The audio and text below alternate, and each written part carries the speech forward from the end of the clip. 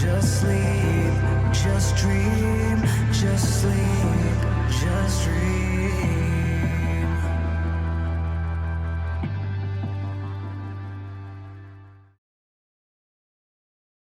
What is up, guys? My name is Adam. I am the coach of the Rouen Hydreigons, part of the National Exhibition Syndicate, and I am here to bring you our Week 1 Team Builder and match recap against the Swindon Fletchlings.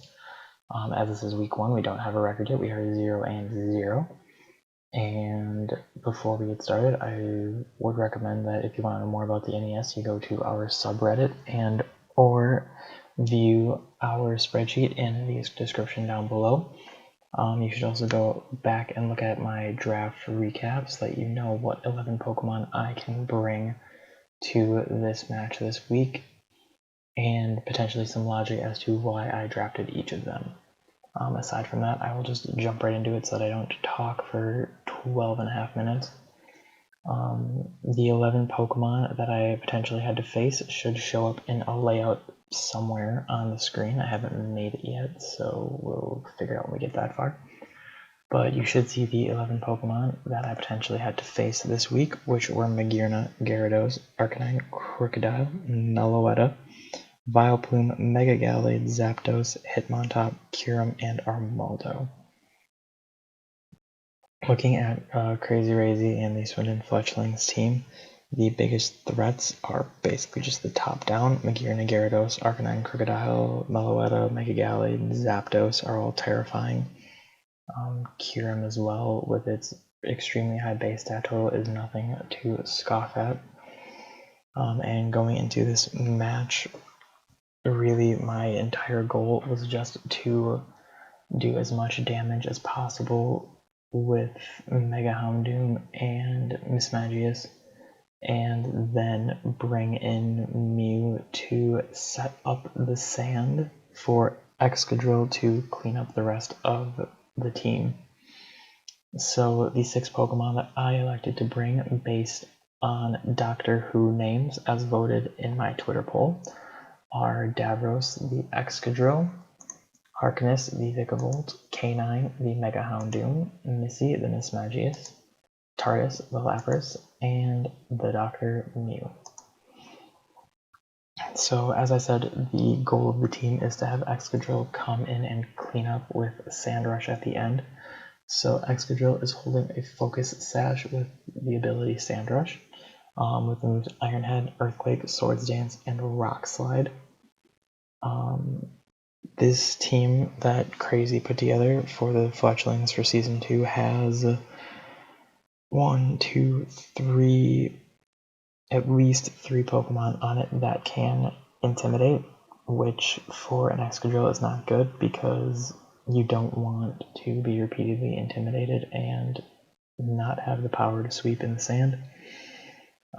So Swords Dance is a must. Iron Head, Earthquake, and Rock Slide are coverage moves. Earthquake hits the Magearna, the Arcanine, the Vileplume. Rock Slide hits the Gyarados, the Zapdos, the Kyurem. And Iron Head hits the Armaldo and the Kyurem as well.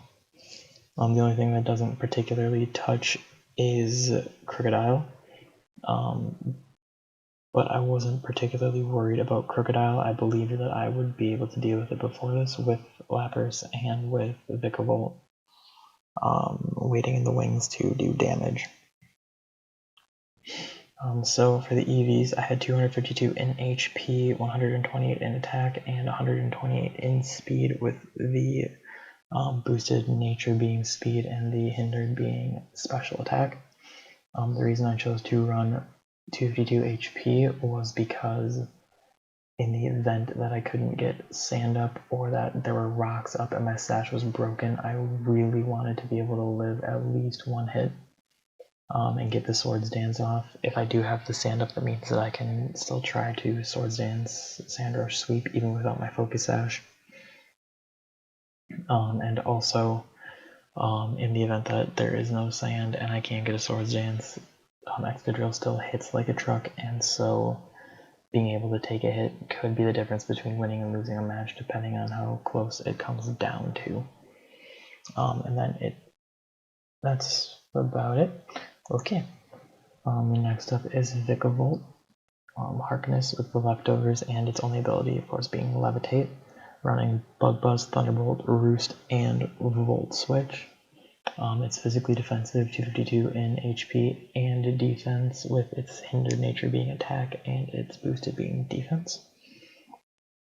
It's a bold nature with the rest in special attack. The logic behind this set is Vikavolt can probably live a physical hit from Mega Gallade. It can also probably live a physical hit from just about anything, possibly even a Rock Slide. I don't know what all gets Rock Slide. It probably won't live a special hit with only 95 special defense, but that's not what it's here to do. That's what Lapras is here to do. So the logic is it can go in and scout, get off a Volt Switch, Bug Buzz hits Crocodile, I believe, for super effective, if not at least for neutral, and with 145 base special attack that is going to hurt. It also hits Mega Gallade for super effective with Bug Buzz, and it hits the Gyarados for super effective with Thunderbolt and or Volt Switch. So it has pretty good coverage for some of the threats that Excadrill really can't handle as well. Particularly Crocodile, because Crocodile can't EQ it, so I can switch it in on an EQ if I have to. It really doesn't eat its leftovers because it has a Roost, so I can eat up a knockoff if I have to. And really this is, in this case, just my defensive wall and a pivot with Volt Switch. Next up is K9, the Mega Houndoom. Of course, it's going to be its solar power when it Mega Evolves. It also has Dark Pulse, Flamethrower, Nasty Plot, and Hidden Power Rock. The spread that I'm running on it was 248 HP, 8 speed, and 252 boosted special attack. After a practice game and after the match, both of the people that I practiced against and played were curious about the set that I ran because Mega Gallade outsped Mega Houndoom. In this case, I really wasn't planning on using Mega Houndoom for Mega Gallade. I wasn't too concerned about speed. I also just really wanted Mega Houndoom to live a hit, just like I wanted Excadrill to live a hit, because the goal was to set up a Nasty Plot, and with the speed that Mega Houndoom does have, to whittle down as much of the team with Dark Pulse, Flamethrower, and Hidden Power Rock as possible. In the practice game, hitting Mega Gyarados with Hidden Power Rock, the person that practiced with me thought that it was Hidden Power Electric, and so he switched into Zapdos, which also took a Hidden Power Rock. So I think that was a good choice. It could also hit Kyurem if Kyurem tried to switch on a Hidden Power Electric. It can hit Arcanine for super effective, so it's really the best Hidden Power coverage, I think, for this set. And then Nasty Plot, obviousobviously the setup, Dark Pulse and Flamethrower are both powerful stab moves that hit Magearna and Meloetta, and Vileplume in particular for super effective damage. Next up is Missy the Mismagius with Life Orb and Levitate. I have 2 Levitate users to help counter the fact that Excadrill can't take an Earthquake and Houndoom can't take an Earthquake in the event that either of them has to. This is the 3rd Pokemon on this team with setup, having Nasty Plot as well as Psychic, Thunderbolt, and Power Gem. Power Gem, of course, for the Arcanine, Thunderbolt for the Magearna as coverage. I think it's the best coverage move I can run there, because that's Hidden Power Fire, and then also, of course, for the Gyarados. Power Gem for the Zapdos, Arcanine, Kyurem, everything that speaks to the Hidden Power Rock on Houndoom. Mismagius, I believe, can live a Flare Blitz from a non-banded Arcanine, so it's able to set up and then hit it with a Power Gem the next turn because it can't be E-speeded, which is nice, which means that if anything, it can be a suicide on Arcanine if it has to be. We learned that in practice. Basically, again, it's just this and Arcanine were brought to wear down as much as possible so that Excadrill would have an easier time sweeping at the end of the game. Then it's a fast special sweeper, so 252, 252 in special attack and speed. Second to last, we have Tardis the Lapras. It is named Tardis because it is blue and it helps you travel. With Heal Bell, Freeze Dry, Surf, and Toxic with 252 HP, 252 special defense, and 4 special attack. This is my dedicated special wall for this match. Originally I had Heal Bell on Mew, but I decided that I wanted to run U-Turn on Mew instead, and so I decided to bring Lapras in Gastrodon's place so that I would have another Pokemon that could Heal Bell. Freeze Dry for the Gyarados, for the Zapdos instead of Ice Beam, and then Surf coverage for Arcanine for Crocodile. Lapras obviously isn't really meant to be a sweeper with this set, it's just meant to cure the other Pokemon on the team of any statuses that they might get inflicted. I know that bulkier teams like to inflict status, and a lot of the Pokemon on Crazy's team get some sort of status, at least Thunder Wave or Sunsor or Hypnosis or God knows. Of course, most of them get Toxic as well. And I really don't want my setup mods getting Toxic if I can avoid it. So that's the point for Heal Bell. Toxic is to wear down the walls that I might have to face. With a lot of switching, if you can get Toxic damage on them, it forces them to switch more and helps get a favorable position, especially on a team where I want to get in a position where you can come in basically for free, get a Sandstorm off, and then U-turn out. So, of course, then the last Pokemon is Mew, running Roost, Sandstorm, U-turn, and Flamethrower. 252 in HP, 128 in each of its defenses, with boosted being special defense because of Magearna in particular. Magearna and Meloetta were the two things that concerned me as far as Mew went, that I needed to be able to live a hit from so I could set up the Sandstorm. It's holding Smooth Rock, so the Sandstorm will last for 8 turns. Roost for recovery in the event that I have to send Mew out earlier than I want to and U-turn with it. I can roost off the damage so I can still set up Sandstorm later in the game given that Mew lives. And then Flamethrower for a coverage move, really only being run for Magearna, because if it comes down to a 1v1 with Magearna and Mew, I really need something super effective to hit the Magearna with, especially because it's probably able to carry Shadow Ball. I cannot confirm, but I wouldn't be surprised. Really, the whole point of this team is I'm really concerned about Magearna, and so that's why Arcanine and Mew are both fire, and why Miss Magius has Thunderbolt over maybe Energy Ball. It's because I think Thunderbolt will hit a Steel type. I don't know how well Energy Ball does. Regardless, that is the team. Mew obviously being the bulky U-turn pivot, and Vikavolt being the bulky Volt Switch pivot, so having Volt Turn on the same team means that I can get more favorable matchups, which is really the entire goal of this team. I want favorable matchups for setup.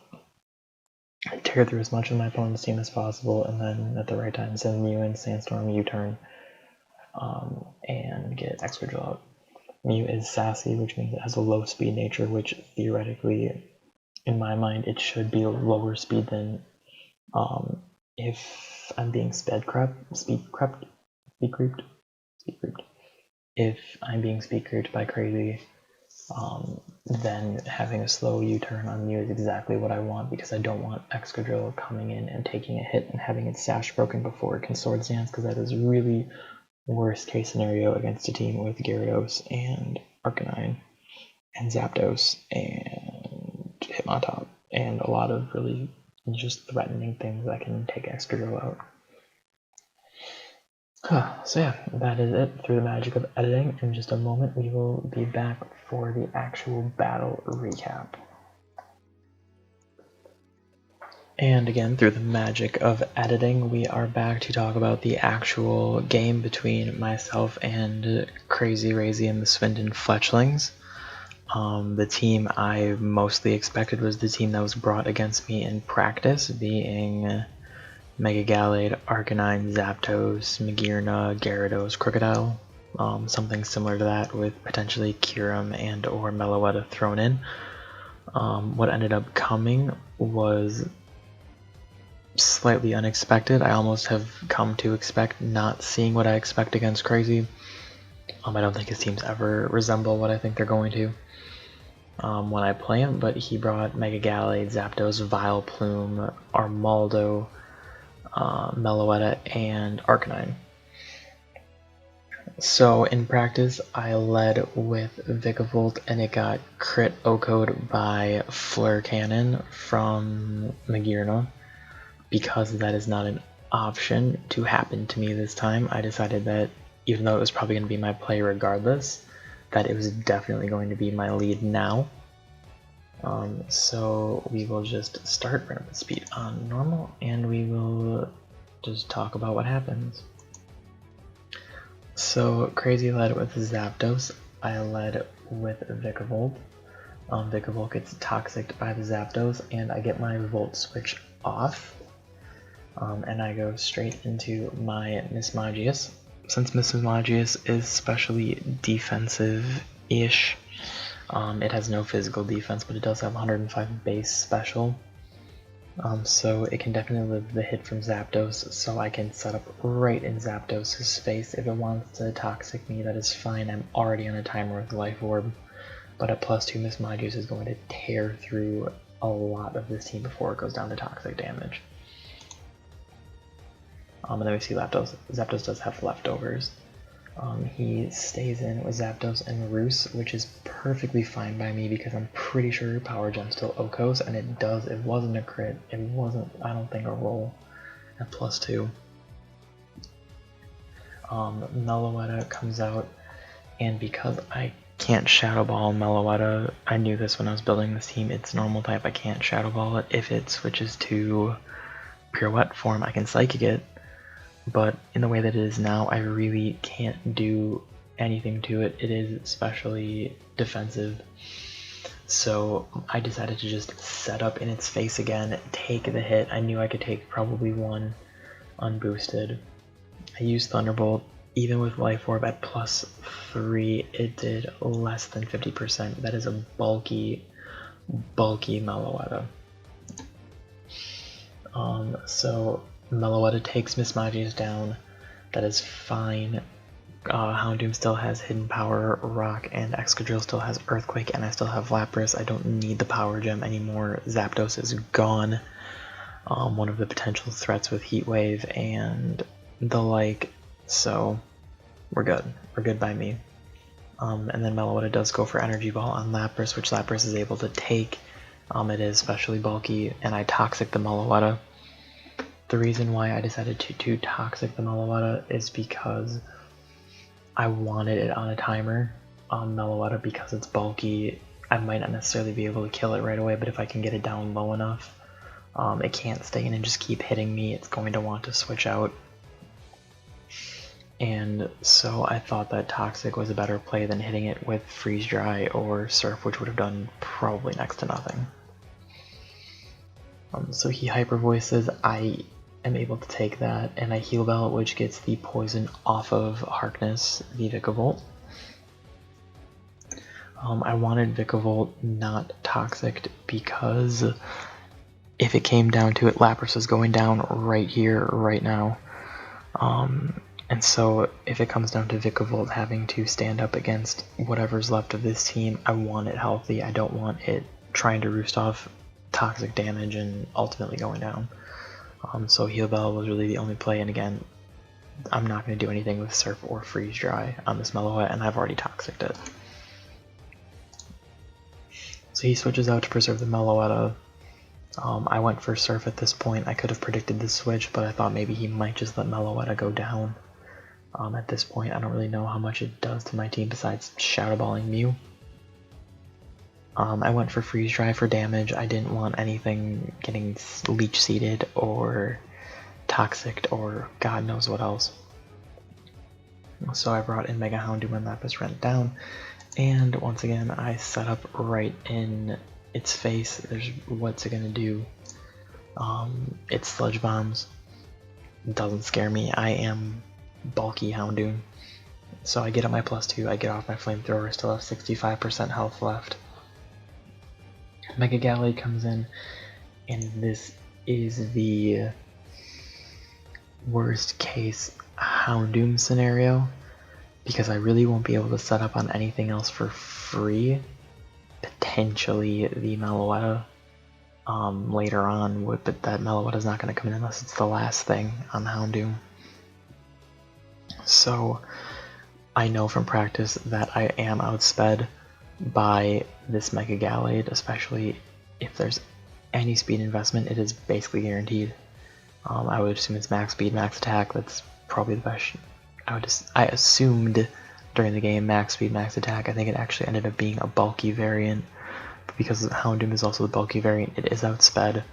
I don't want anything taking a hit. Vikavolt probably could come in and take it, but ultimately I don't need Mega Houndoom anymore. I really don't, except potentially to hit the Meloetta, so I do let it get Drain Punched. Probably didn't have to die, but I let it die, and I sent Mew in.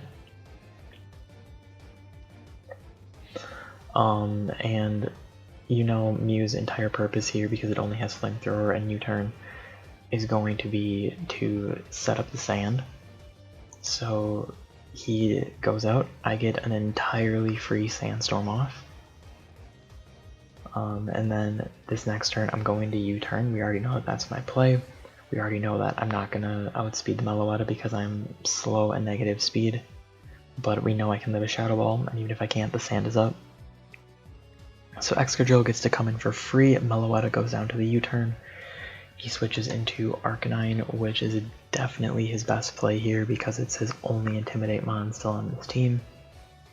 And he essentially forces me to either switch out and waste 2 turns of sand, or leave it in, or risk the Swords Dance. I wasn't afraid. I was going to set up right in his face because I had the speed and I didn't think he could kill me. I knew he couldn't kill me that turn with anything because I had Sash. I was going to worry about Extreme Speed if it came to it. But even at 1.5, the Armaldo lives it. I decided the Armaldo is definitely not going to be able to kill me in one hit. I couldn't foresee anything. Maybe Surf, if it gets it, could potentially hurt. But I knew I was going to get intimidated again by Arcanine, so I set up in its face. I learned after the fact that this was a banded Arcanine, and so he was just going for damage with it and trying to stall out the Sandstorm, which is why he didn't flare Blitz there, because he knew I would outspeed an Oko with Earthquake. So Excadrill took down Arcanine and Armaldo. Still has a little bit of health left. And this Mega Gallade comes back in. During practice, Mega Gallade went down to a +2 Earthquake. As we can see here, that is not the case, which is when we discovered that it is a bulky variant Mega Gallade. It lives on 1% from Earthquake. And this is 99.4, not even 1%. And then it gets a Drain Punch off that is going to kill Excadrill. Luckily for me, there is absolutely nothing this Mega Gallade can do to stop me at this point, with the exception of having Fire Punch. But we see from Stab, Zen, Headbutt that that only did 33%. Wouldn't have done. I don't think a Fire Punch would have OHKO'd.